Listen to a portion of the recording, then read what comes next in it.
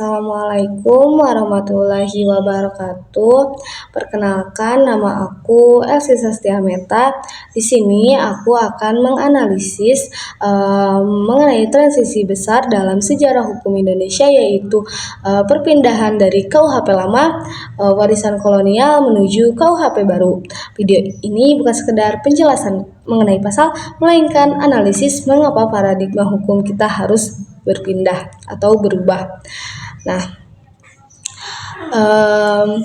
untuk melihat perbedaan dari KUHP lama dan KUHP baru terlihat dari tabel ini. Nah, KUHP lama atau Wetboek van Strafrecht adalah produk Belanda tahun 1918 yang bersifat kolonial. Fokusnya adalah pembalasan atau retributif. Dalam KUHP lama, kita sangat kaku pada asas tiada pidana tanpa kesalahan. Namun, KUHP baru memperluas ini dengan pendekatan yang lebih modern. Satu hal yang sangat analitis dalam KUHP baru adalah penguatan asas kesalahan. Jika dulu pertanggungjawaban hanya berpusat pada individu manusia, sekarang KUHP baru secara eksplisit mengatur tentang pertanggungjawaban korporasi. Artinya, perusahaan kini bisa menjadi subjek hukum yang dipidana jika terbukti melakukan kejahatan lingkungan atau keuangan. Mengapa kita butuh KUHP baru ini? Jawabannya adalah dekolonialisasi. Kita membutuhkan hukum yang lahir dari nilai-nilai Pancasila. Pembaruan ini bertujuan untuk menciptakan keseimbangan antara tiga pilar, kepastian hukum, keadilan, dan kemanusiaan. Salah satu poin penting adalah pengakuan terhadap living law atau hukum yang hidup di masyarakat.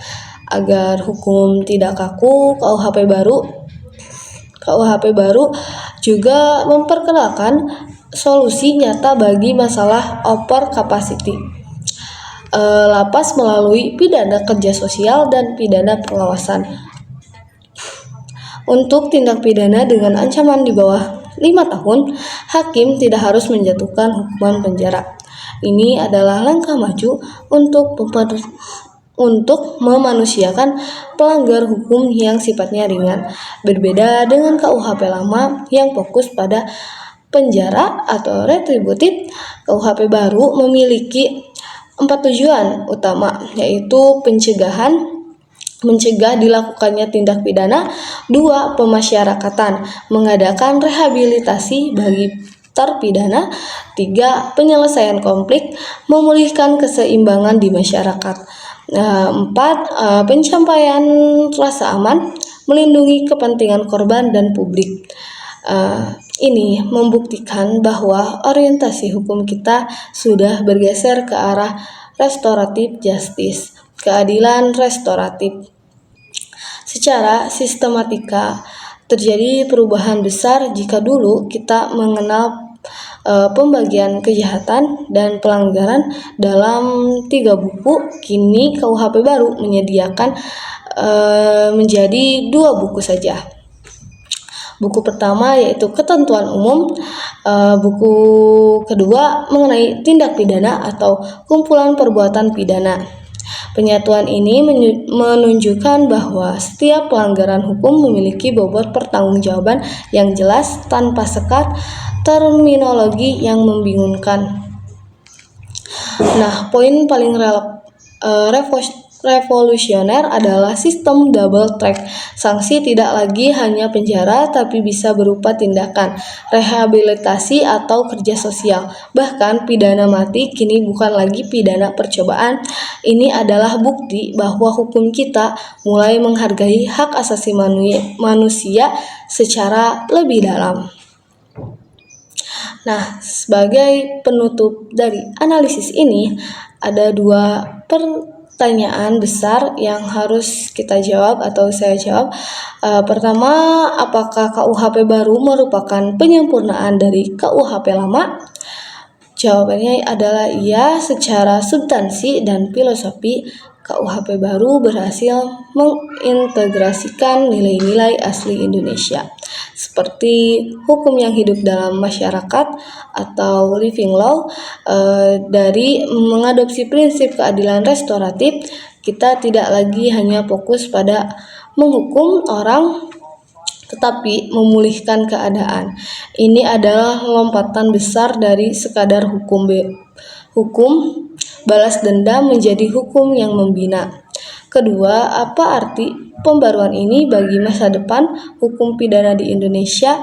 Pemberlakuan penuh KUHP nasional pada Januari 2026 menandai era dekolonialisasi hukum yang tuntas. Artinya Indonesia kini memiliki kedaulatan hukum yang mandiri. Masa depan hukum kita akan menjadi lebih humanis karena mengutamakan hak asasi manusia dan pidana alternatif. Adaptif karena mampu merespon perkembangan zaman dan teknologi. Berkeadilan substantif karena memberikan ruang bagi hakim untuk melihat sisi kemanusiaan melalui judicial pardon. Namun tantangan terbesar bukan pada teks undang-undang, melainkan pada kesiapan mentalitas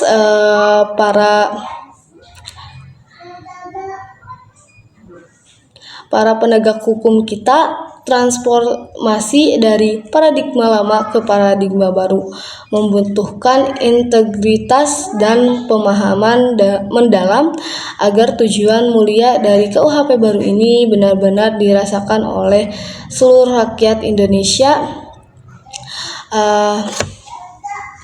Sekian dari penjelasan mengenai analisis KUHP baru dan KUHP lama.